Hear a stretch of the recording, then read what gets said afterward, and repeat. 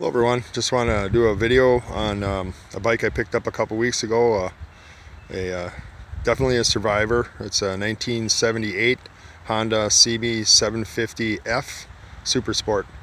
Be the last year of the single overhead cams. I did buy it not running. The brakes were seized up. We did go ahead and replace and rebuild all the brake calipers. The master cylinders seem to be fine. Probably could use some stainless braided lines. They're a little mushy. Well, being of its age and the brake fluid sitting there that many years, I don't expect any less.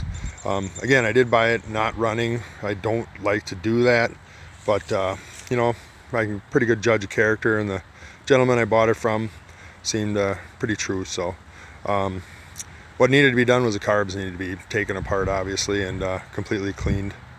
I'm going to get into a little bit of a story, trials and tribulations of this last weekend of the carb cleaning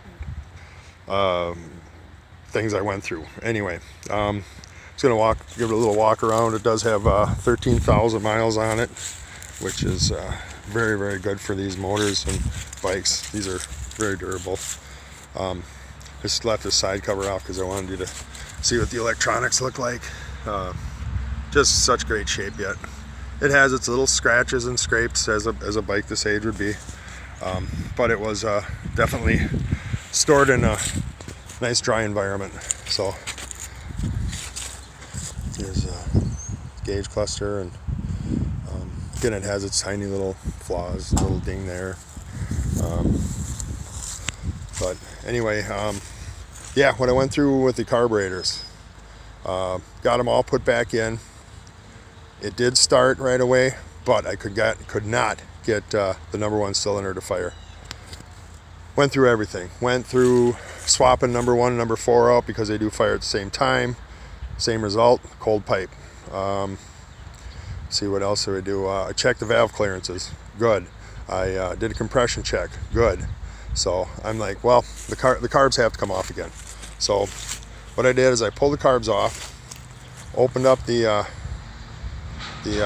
sliders. Lo and behold, it was missing a needle jet.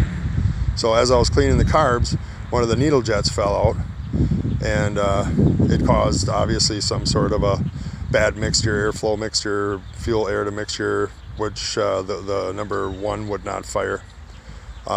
Luckily I found it. It was laying where I was cleaning out the carbs. So just as a word to the wise, make sure that everything is back in your carburetors before you put them back on the bike. So yeah, that was a good day of trying to figure out what the heck was going on. So anyways, I got it figured out. But here I'm going to do a cold start on it. I have not started it since yesterday, after I put the carbs back in it. I mean, I made sure it ran good yesterday after I put the needle jet back in, but we're going to see how it starts now, okay?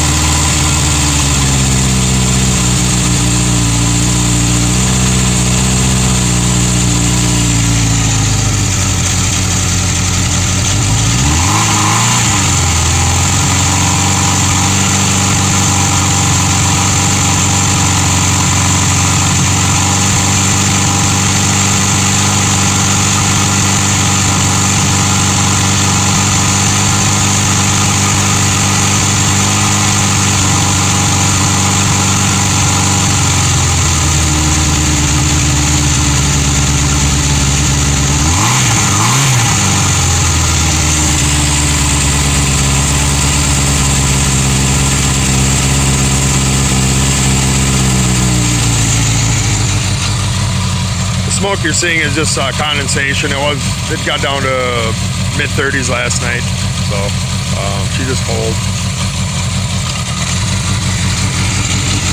That'll clear up once it warms up.